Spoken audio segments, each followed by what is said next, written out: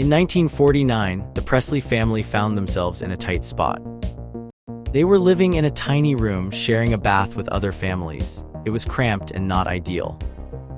But life took a big turn when they moved to an apartment in something called the Lauderdale Courts. This move was a game changer.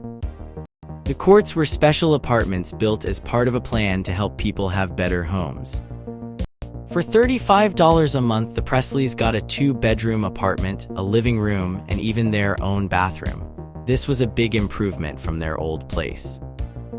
Gladys Presley was over the moon about their new home. She loved the feeling of having more space and privacy. The family felt a sense of stability and hope. They were part of a vibrant community at the Courts. Many families like theirs were moving in, eager to build a better life in Memphis. The location was perfect. It was close to Main Street with its shops and movie theaters, and just a short walk from Beale Street, famous for its music. For teenagers like Elvis, living at the Courts meant endless opportunities. The neighborhood was full of young families, and everyone was excited about life in Memphis. Elvis made new friends quickly. They spent their days playing football, exploring downtown, and visiting the movie theaters. Beale Street was a favorite hangout. Elvis loved to watch the stylish clothing on display at Lansky Brothers, a store popular with musicians. He saw how musicians dressed, and it inspired him. The Presleys settled into their new life with ease. Vernon Presley found work at a munitions factory, a place that made things for the military. Gladys got a job as a nurse's aide at a nearby hospital. Elvis started working too. First, he was an usher at a movie theater after school. Then, in the summer of 1951, he became a drill press operator at Precision Tool, where his uncle Travis worked. This new job paid well, and the family was doing better than ever. Their new apartment at the Courts was more than just a place to live. It was a hub of activity. The Presleys were part of a close-knit community where everyone looked out for each other. Elvis was especially happy. He had a lot of freedom to explore and make friends. However, Gladys tried her best to keep him close, worried about the many exciting but sometimes risky things Memphis had to offer. Living in Memphis, Elvis's love for music grew stronger. The city was a melting pot of sounds. Different types of music filled the air, from gospel and country to pop and rhythm and blues.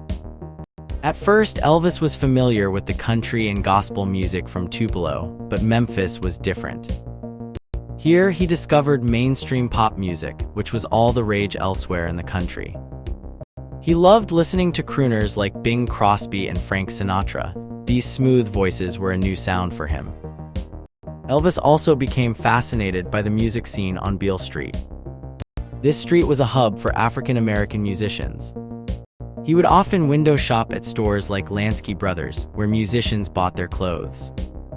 Initially, it was black rhythm and blues artists like B.B. King and Rufus Thomas who shopped there. But soon, white country musicians started copying their styles. This cross-pollination of music was happening right in front of Elvis's eyes. The Presley home became a place where music was always in the air. Elvis joined jam sessions with other kids from the Courts. He learned new songs and guitar techniques from older friends. His most significant musical influence, though, came from the radio. Memphis was home to WDIA, known as the mother station of the Negroes. This radio station played nothing but music, news, and shows for black listeners. Elvis and his friends would often listen to it, sneaking into the broadcasts to hear legendary musicians like B.B. King play R&B and gospel. Another popular station was WHBQ, where Dewey Phillips hosted a late-night show called Red, Hot, and Blue. This show featured the latest rhythm and blues music and became a favorite among white teenagers, including Elvis. Phillips was a white DJ with a dynamic style that appealed to many young listeners. His show helped bridge the gap between black and white music scenes in Memphis. As Elvis grew older, the Presleys' life in Memphis continued to change. In 1953, they had to leave the Courts. Their income was too high to qualify for public housing, even though Vernon had a back injury that made it hard for him to work. They moved to a small apartment nearby, but Elvis was able to stay in touch with his friends from the Courts. During this time, Elvis's passion for music deepened. He joined in with local musicians who played instruments and shared music at jam sessions. He was especially influenced by the sounds he heard on the radio, which included pop music from crooners like Bing Crosby and Frank Sinatra, as well as rhythm and blues from stations like WDIA and WHBQ.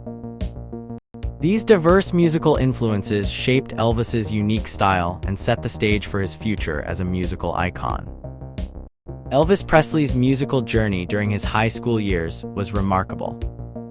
He had an insatiable appetite for music, exploring every genre he could find. Most of his white friends leaned towards country and gospel music, along with the popular pop tunes played on the radio, but Elvis was different. He had a unique taste, diving deep into rhythm and blues, a genre mostly ignored by his peers. This preference was unusual, especially since most white kids didn't share his interest in black music. However, this was a time when more young white people, especially those from working-class families, were becoming curious about rhythm and blues.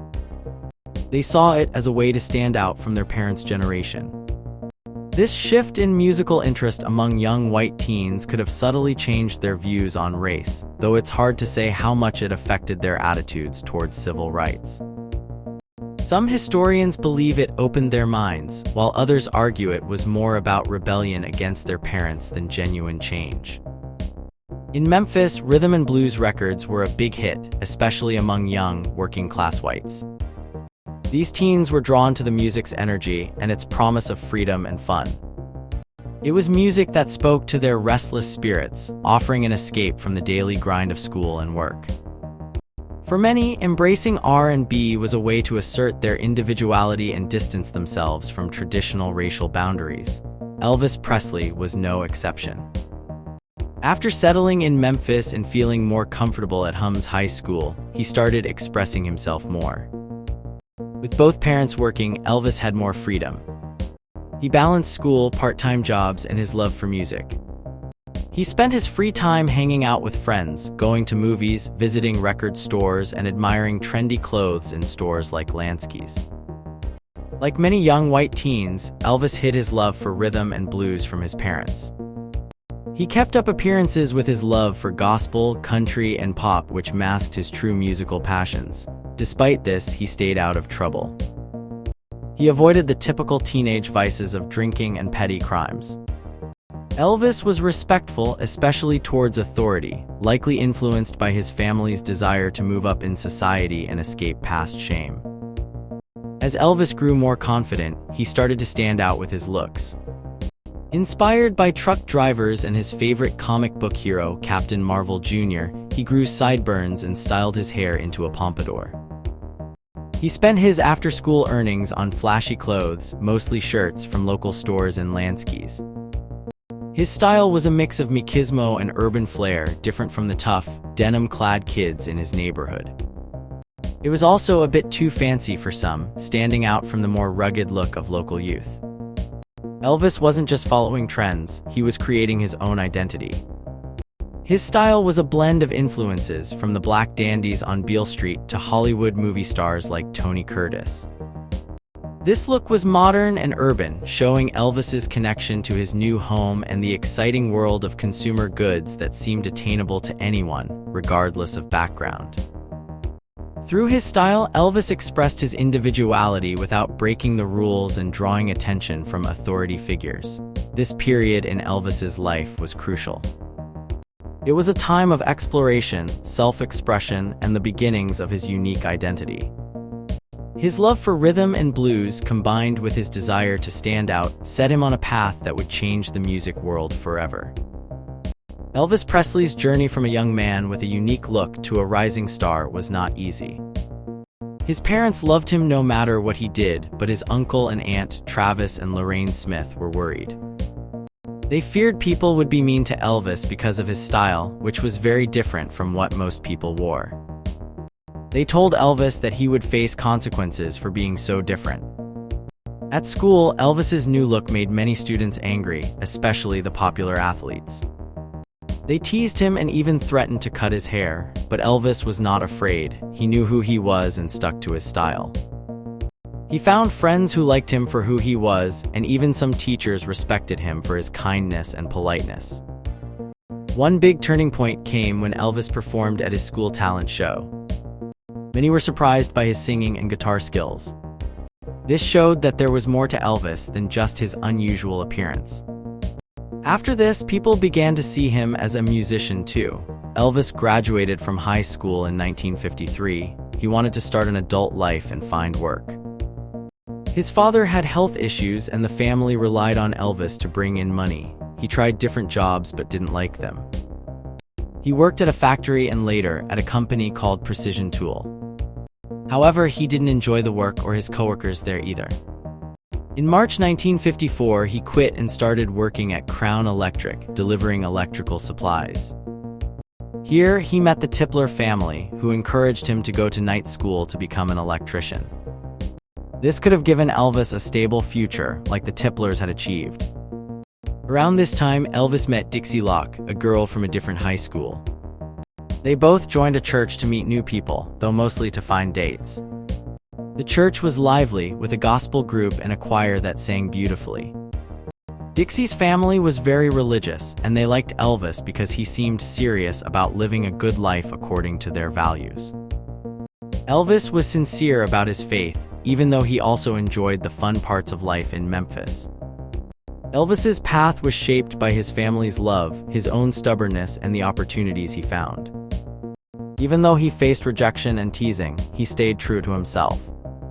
His unique style and talents eventually opened doors he never imagined, leading him towards a future that would change music forever.